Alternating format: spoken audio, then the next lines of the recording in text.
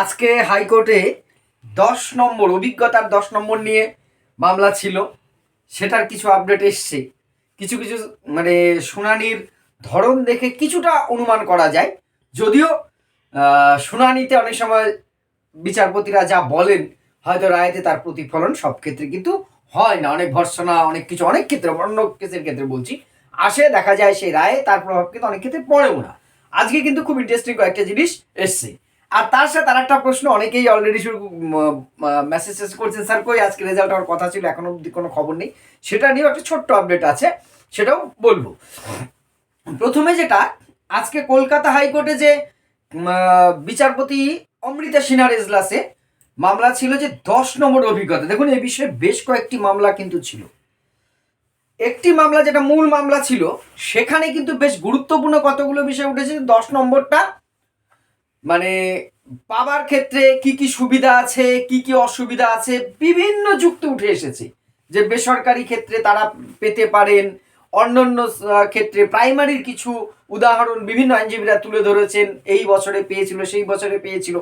আর একটা প্রস্তাব কিন্তু উঠে এসেছিল যে সেই দুটোকে পৃথক করা, অর্থাৎ ইন সার্ভিস 2016 মানে টেন্টেড নয় যে শিক্ষকরা, তাদের প্যানেলটা আলাদা এবং ফ্রেশারদের প্যানেল যদি আলাদা করা যেত তাহলে ভালো হতো। এবং আরও একটা বিষয় উঠে এসেছিল এখানে, যে একটা চলমান প্রক্রিয়া, তার মাঝখান থেকে রুলস পাল্টানো যায় না। এটাও কিন্তু দেখুন, এইগুলো কিন্তু ছোট ছোট অবজারভেশন, এগুলো অনেক ক্ষেত্রে মামলাকে প্রভাবিত করে, যে মাঝখানে পরিবর্তন করা যায় না। কিন্তু সব কিছু শুনে যেটা বিচারপতি যেটা বললেন, যে 10 নম্বরের এই মামলাটার কিন্তু একটা গুরুত্ব রয়েছে, যেহেতু এর উপরে অনেক কিছু নির্ভর করছে। উনি অনেকটা টাইম শুনানির পর সব দলের মানে সব পক্ষের কথা শোনার পর কিন্তু আগামী 3 ফেব্রুয়ারি এটার হিয়ারিং ডেট দিয়েছেন। অর্থাৎ ফেব্রুয়ারি মাসের 3 তারিখ এই মামলাটি আবার শুনানি হবে। অর্থাৎ 10 নম্বর অভিজ্ঞতার যারা আছে তারা পাবেন কি পাবেন না, এইখানেই যে টুইস্ট আজকের হিয়ারিংয়ে। আরেকটি মামলা এক্ষেত্রে উঠেছিল, সে ভোকেশনাল বা অন্যান্য ক্ষেত্রের যে শিক্ষকরা, তারা 10 নম্বর পাবেন কি পাবেন না। এই মামলাতে বিচারপতির যে পর্যবেক্ষণ, সেটাই আজকে অন্যরকম ইঙ্গিত করেছে। দেখুন কি হবে, আমি কি চাই আপনি কি চাই সেটা বড় কথা নয়, কোর্ট যেটা রায় দেবে আমরা সবাই মেনে নেব, মানতে হবে, বাধ্য আমরা আইনের যেটা হবে। সেখানে কি বলেছে, উনি একটা কথাই বলেছে, আগে তো ঠিক হোক এই 10 নম্বর থাকবে কি থাকবে না, তারপরে কে পাবে কে পাবে না দেখা যাবে। অর্থাৎ বিয়ে আগে ঠিক হোক, তারপরে তো মেনু ঠিক হবে, চিকেন হবে না মাটন হবে। বিয়ের নামে পাত্তা নেই, এদিকে মেনু নিয়ে টানা হিসড়া করে লাভ নেই। অনেকটা এরকম উনি কিন্তু স্পষ্ট বলেছেন যে আরেকটি মামলার প্রেক্ষিতে, যে আগে স্থির হোক যে অভিজ্ঞতার যে 10 নম্বর সেটা থাকবে কি থাকবে না, এটা কি ভ্যালিড হবে না ইনভ্যালিড হয়ে যাবে, এই প্রশ্নটার আগে সমাধান হবে। তারপরে দেখা হবে ওই সেন্ট্রাল গভর্নমেন্টের বিভিন্ন স্কুলে চাকরি করেন তারা অভিজ্ঞতা নম্বর পাবেন কিনা, ভোকেশনাল যারা আছে তারা পাবেন কিনা, কন্ট্রাকচুয়াল অনেকগুলো মামলা আছে তারা এই অভিজ্ঞতা নম্বর পাবেন কিনা, সেটা তারপরে ঠিক হবে। অর্থাৎ এই ছোট্ট একটা মন্তব্য কিন্তু বিচারপতির অনেক কিছু ইঙ্গিত করে, যে এখনো কিন্তু দোদুল্যমান রয়েছে। দেখুন, আমার এই কথাগুলো শুনে হয়তো যারা 2016 ইন সার্ভিস আছে, অনেক আমার প্রতি একটু বিরূপ হতে পারেন, ক্রুদ্ধ হতে পারেন। দেখুন, আমি যারা যোগ্য তাদের যেমন বিরুদ্ধে নই, আবার ফ্রেশারদেরও বিরুদ্ধে নই। আমি একটা কথাই বলেছি, যেটা ফ্যাক্ট আমি তার পক্ষে থাকবো, সেই বিষয়টাকে নিয়ে আলোচনা করব। আমি কারো পক্ষে বা বিপক্ষে যাওয়ার কথা, আমি যেটা সঠিক মনে হয়েছে সেটাই বলেছি। ফলে এখানে এখনো 10 নম্বরটা কিন্তু একটা বড় কোশ্চেন মার্ক হয়ে রয়েছে। হয়তো এই মামলাটার কি হতে পারে তার জন্যই কিন্তু রেজাল্টটা একটু ডিলে করা হয়েছিল 11-12-এর।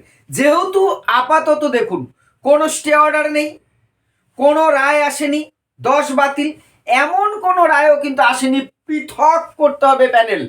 অর্থাৎ প্যানেল যেটা হবে একদম 11-12-এর প্যানেল কিন্তু রেডি, এবং সেটা বেরোবে। কবে বেরোবে আমি সকালেও একটি ভিডিওতে বলেছি, আজ প্রবল সম্ভাবনা, নয়তো আগামীকাল অবশ্যই।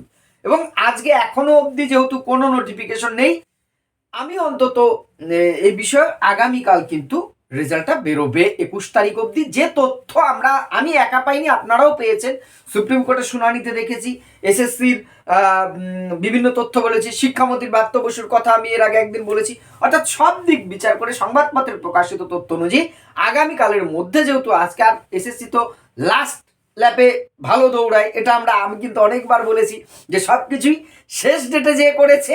এবারে এখানে একটা আশা জেগেছিল যে একদিন হাতে রেখে হয়তো করবে, কিন্তু সেটা হয়তো আর হচ্ছে না। অর্থাৎ লাস্ট ডেটে আগামীকাল রাতের মধ্যে আশা করা যায় কিন্তু রেজাল্টটা আমরা পেয়ে যাব। জানি ধৈর্যের বাদ মানানো খুব কষ্ট, খুব উদ্গ্রীব থাকছেন, হওয়াটাই স্বাভাবিক। ভাবছেন যত তাড়াতাড়ি সম্ভব এসএসসির ওয়েবসাইটে একটু খেয়াল রাখুন। নিশ্চয়ই আগামীকাল কিন্তু রেজাল্টটা আসবে। আপনাদের জন্য শুভকামনা আগেও ছিল, এখনো থাকছে। এবার এই 10 নম্বরের সমাধান ছাড়া রেজাল্ট বেরোবে না অনেকেই বলেছিলেন, আমিও জানতাম না, আপনারা কেউ জানতেন না কি হবে, কিন্তু আমি বারবার বলেছি এটা ছাড়াই। একটা সময় বলেছিলেন যে ইন্টারভিউ কিছুতেই 10 নম্বরের মামলা না মিটলে শুরু করতে পারবে না, অনেকে বলেছেন। দেখুন, আপনাদেরও বলার রাইট আছে, আপনার একটা নির্দিষ্ট যুক্তির থেকে নিশ্চয়ই বলেছেন। আমি কখনোই সেই মন্তব্যগুলো নিয়ে কিন্তু সমালোচনা করার জন্য বলছি না। অনেকে অনেকের দৃষ্টিভঙ্গি অনেক জায়গা থেকে বলেছেন, তাদের নির্দিষ্ট যুক্তি ছিল, নির্দিষ্ট অ্যাঙ্গেল ছিল।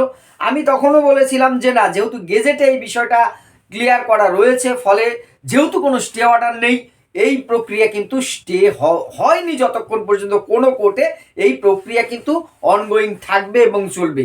আজও আমি সেই স্ট্যান্ডের সাথেই থাকছি, অর্থাৎ নিয়োগ প্রক্রিয়ায় কোনো স্থগিতাদেশ নেই, নিয়োগ কিন্তু চলবে।